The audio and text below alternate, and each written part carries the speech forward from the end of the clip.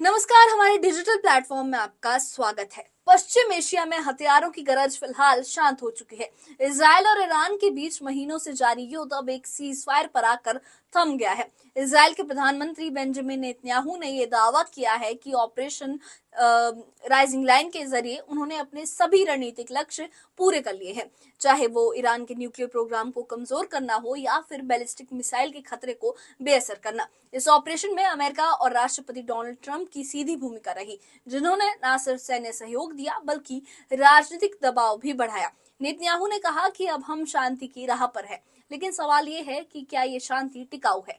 क्या ये सीजफायर एक स्थायी अमन की शुरुआत है या ये महज एक रणनीतिक ब्रेक है? युद्ध विराम से ठीक पहले ईरान ने आखिरी राउंड नाम से मिसाइलों की बौछार कर दी। बेशेरवा शहर में एक 7 मंजिला इमारत मलबे में तब्दील हो गई, 13 लोगों की मौत हुई और कई घायल हुए। इस हमले ने सीजफायर की घोषणा पर कई सवाल खड़े कर दिए। इस बीच कतर की कूटनीति और ट्रंप का 3 स्टेप मॉडल भी सामने आया है, जिसके जरिए ये सुलह मुमकिन हुई है। लेकिन विशेषज्ञों का मानना है कि अविश्वास की दीवारें अभी भी बाकी हैं। सीजफायर लागू हो चुका है, लेकिन आने वाले दिनों में संयुक्त राष्ट्र और वैश्विक समुदाय की भूमिका इस अमन को बनाए रखने में अहम होगी। इस रिपोर्ट में हम आपको दिखाएंगे सीजफायर के अंदर की कहानी, बेशेरवा के जख्म, अंतर्राष्ट्रीय कूटनीति का समीकरण और सबसे अहम, क्या वाकई ये जंग थमी है या सिर्फ थोड़ी देर के लिए रुकी है और आगे क्या होगा। देखिए ये खास रिपोर्ट। הפסקת האש נכנסה הבוקר לתוקפה. הבוקר ניתן לומר, צה"ל עמד בצורה מלאה בכל היעדים שהוגדרו במבצע עם כלביא. הרמטכ"ל הנחה את צה"ל לשמר רמת इजराइल और ईरान के बीच महीनों से तनाव चरम पर था। अब एक बड़ा मोड़ आया है। इजराइल के प्रधानमंत्री बेंजामिन नेतन्याहू ने घोषणा की है कि ऑपरेशन अमकलावी के तहत इजराइल ने अपने सभी लक्ष्य हासिल कर लिए हैं। नेतन्याहू ने कहा कि हमने ईरान के दोहरे खतरे, न्यूक्लियर और बैलिस्टिक मिसाइल को पूरी तरह बेअसर कर दिया है। ये इजराइल की फौजी ताकत और हमारे सहयोगियों की मदद का नतीजा है। अब हम शांति की राह पर हैं। इजराइल की वायुसेना ने तेहरान के आसमान पर नियंत्रण हासिल किया और ईरान के सैन्य ठिकानों को भारी नुकसान पहुंचाया। अमेरिका और राष्ट्रपति डोनाल्ड ट्रंप की सहायता ने इस अभियान को कामयाब बनाया। इसके बाद दोनों देशों ने आपसी सहमति से सीजफायर लागू किया। सीजफायर का रास्ता आसान नहीं था। लागू होने से ठीक पहले ईरान ने इजराइल पर मिसाइलों की बौछार की, जिसे उसने आखिरी राउंड का नाम दिया। इजराइल का बरशेबा शहर इस हमले की चपेट में आया। इमारतें मलबे में तब्दील हो गईं, सड़कों पर सायरन गूंजे और आम जिंदगी रुक गई। बरशेबा की सड़कों पर सन्नाटा है, लेकिन मलबे और टूटी इमारतें उस आखिरी हमले की कहानी बयां कर रही हैं। लोग डरे हुए हैं, लेकिन सीजफायर की खबर ने उन्हें थोड़ी राहत दी है। इस हमले ने बरशेबा के लोगों में डर और गुस्सा दोनों पैदा किया, लेकिन अब नजरें शांति पर टिकी हैं। न्यूज़ 18 इंडिया की टीम है, लगातार ग्राउंड जीरो पर आपको दिखा रहे हैं। हालांकि हमें यहाँ से कहा जा रहा है कि आप यहाँ से निकलिए। हम कोशिश करते हैं थोड़ा सा आगे जाने की। Just minute, yes. सो तो यहाँ पे आप देख सकते हैं, कह रहे हैं कि things are still falling. Okay, it's very dangerous. We can speak over here. It's very dangerous because they're still working and things are falling. I don't want you to get injured by something would you like flying. to say some words? What happened here? You and can what see kind of that a damage? civilian building had been targeted. Search and rescue teams are working to find individuals that may be trapped underneath. How many are believed to be trapped? Is there any number? I'm not going to go into numbers of indications. I can tell you But that you so are in far such- there have been 4 civilians, 4 individuals who have been murdered. That number is dynamic. Things can change. You can see that extensive search and rescue efforts are still very much underway. हालात क्या हैं ये देखिए, किस तरीके के हालात हैं यहाँ पे। ये चकनाचूर हुई हैं गाड़ियाँ, ये गाड़ियों के हालात हैं यहाँ पे।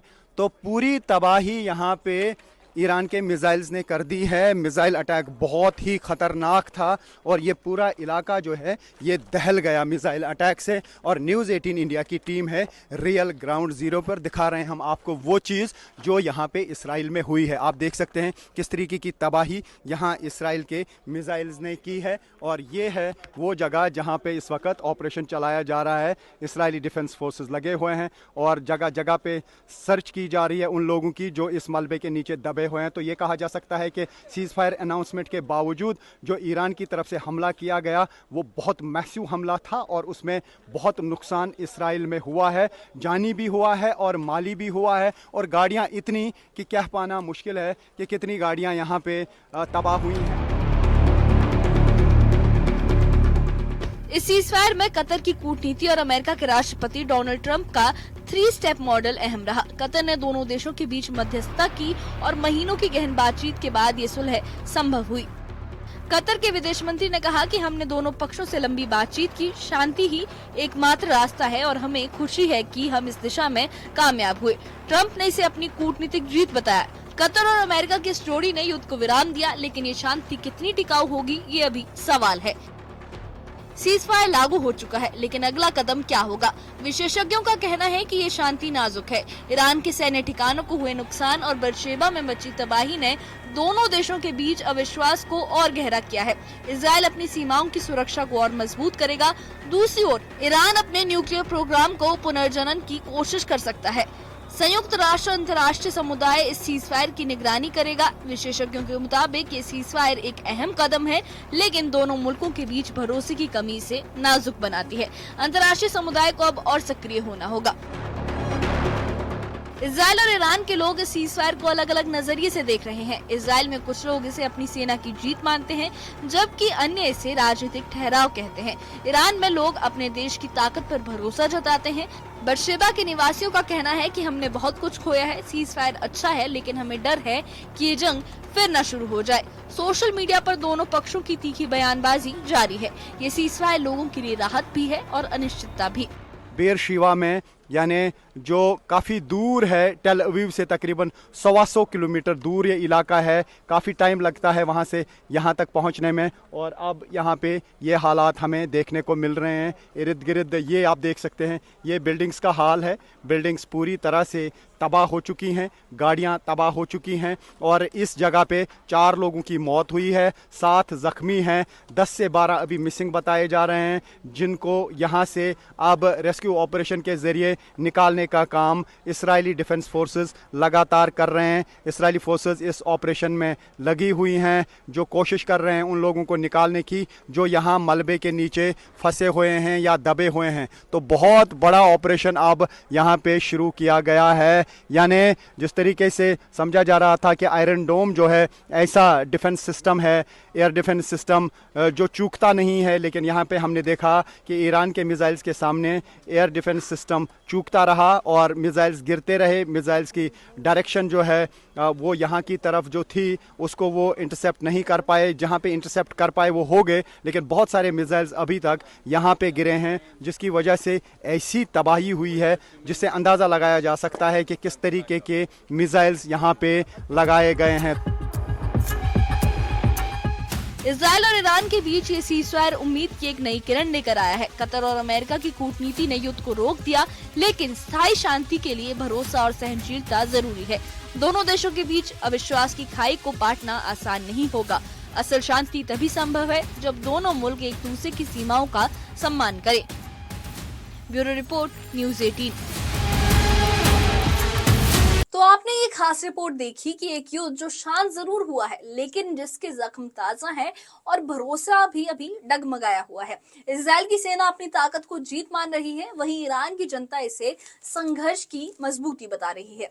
बेशेरवा का मलबा, ड्रोन हमले, डोनाल्ड ट्रंप की मध्यस्थता और कतर की कूटनीति, इन सबके बीच जो सबसे बड़ा सवाल है वो यही है, क्या ये युद्ध विराम एक नई सुबह लाएगा या फिर ये एक सन्नाटे से भरा इंतजार है अगले हमले का। शांति की पहली शर्त है भरोसा, और इस रिपोर्ट में, इस वीडियो में आपने इतना तो देखा ही है, इतना तो आपको साफ हो गया कि इजराइल और ईरान के बीच भरोसा आज भी कमजोर कड़ी है, लेकिन उम्मीद अब भी जिंदा है कि कूटनीति, संवेदना और वैश्विक दबाव शायद इस संघर्ष को एक स्थायी समाधान की ओर ले जा सके। इस बारे में आपका क्या कहना है, हमें कमेंट बॉक्स में अपनी राय जरूर बताइए, और इस मुद्दे से जुड़े अपडेट्स के लिए और ऐसी ही खबरों के लिए हमारे चैनल के साथ बने रहिए। हमारे चैनल को सब्सक्राइब करिए। शुक्रिया।